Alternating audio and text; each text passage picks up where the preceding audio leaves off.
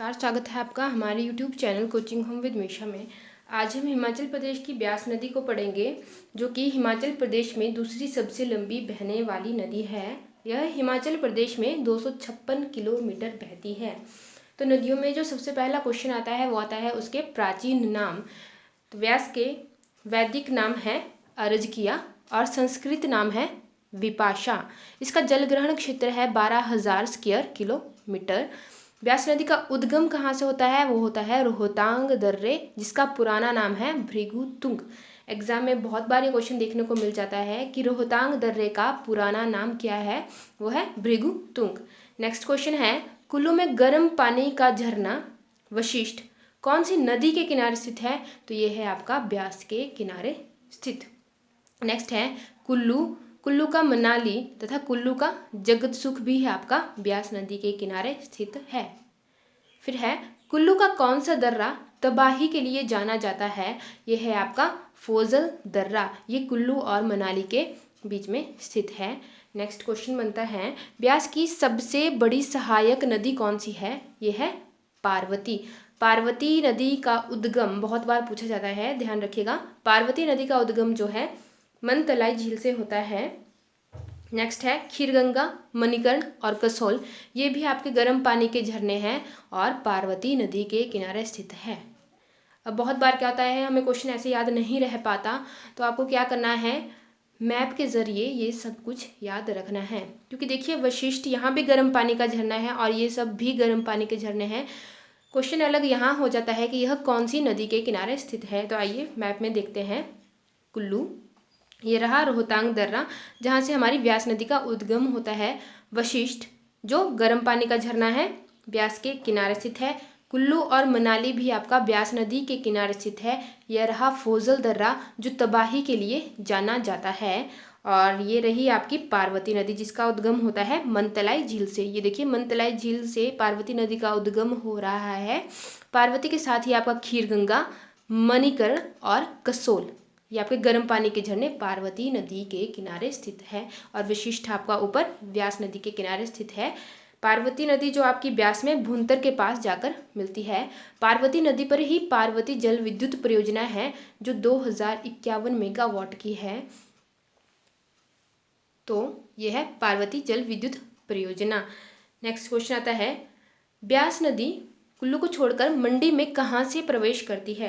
तो देखिए कुल्लू को छोड़कर मंडी में बंजौरा से प्रवेश करती है। ये देखिए मंडी से बंजौरा में प्रवेश। आइए नेक्स्ट क्वेश्चन देखते हैं। मंडी में प्रवेश किया बंजौरा से। नेक्स्ट क्वेश्चन है, ब्यास नदी का पानी सतलुज में कहाँ से मिलाया जाता है? बहुत बार ये क्वेश्चन आता है। तो ब्यास नदी का पानी सतलुज में पंडोह सलापड़ से मिलाया जाता है। तो देखिए पंडोह, मंडी में ब्यास नदी पर ही आपकी पंडोह झील है जो कि हिमाचल प्रदेश की सबसे छोटी कृत्रिम झील है और यह है 14 किलोमीटर। और मंडी शहर भी आपका ब्यास नदी के किनारे स्थित है। आइए मैप में देखते हैं। ये रहा हमारा मंडी, बजौरा से प्रवेश किया और सतलुज में कहाँ मिला जाता है इसका पानी? सलापड़ में। यहाँ नीचे हमारी सतलुज में जाकर मिलेगा। फिर उसके बाद ये एंटर करेगी यहाँ कांगड़ा में। ये रहा आपका कांगड़ा। कांगड़ा में कहाँ से करती है? संधोल से। और इसकी बाउंड्री से बहती हुई, इसलिए नादौन अगर पूछा जाए, नादौन जो है आपका ब्यास नदी के किनारे स्थित है। फिर क्या किया, कांगड़ा में इसने प्रवेश किया है संधोल से। देहरा खड्ड ब्यास का सहायक है। देहरा आपको इस नाम से भी याद रह जाएगा, बहुत बार क्वेश्चन आता है। किस झील के बनने से देहरा गोपीपुर डूब गया था? तो यह है आपका पोंग बांध। और ब्यास नदी कांगड़ा को कहाँ छोड़ती है? मिरथल में छोड़ती है। देखिए ये रही आपकी ब्यास नदी कांगड़ा में। संधोल से प्रवेश किया। नादौन जो है आपका हमीरपुर में पड़ता है। नादौन ब्यास नदी के किनारे स्थित है। देहरा जो है ब्यास का सहायक खड्ड है। और देहरा गोपीपुर किसके बनने से डूबा था? जब यहाँ पोंग डैम बन गया था। ये है आपका पोंग डैम। बनेर, बाणगंगा, ये सभी ब्यास की सहायक नदियाँ हैं।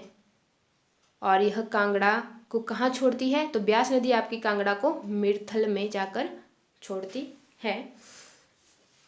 ये थी आपकी ब्यास नदी। देखिए रोहतांग दर्रा कुल्लू में, फिर मंडी में प्रवेश किया बजौरा से और कांगड़ा में किया संधोल से और छोड़ दिया कांगड़ा में मीरथल से। फिर आती है जल विद्युत परियोजनाएं। देखिए कुल्लू, मंडी और कांगड़ा।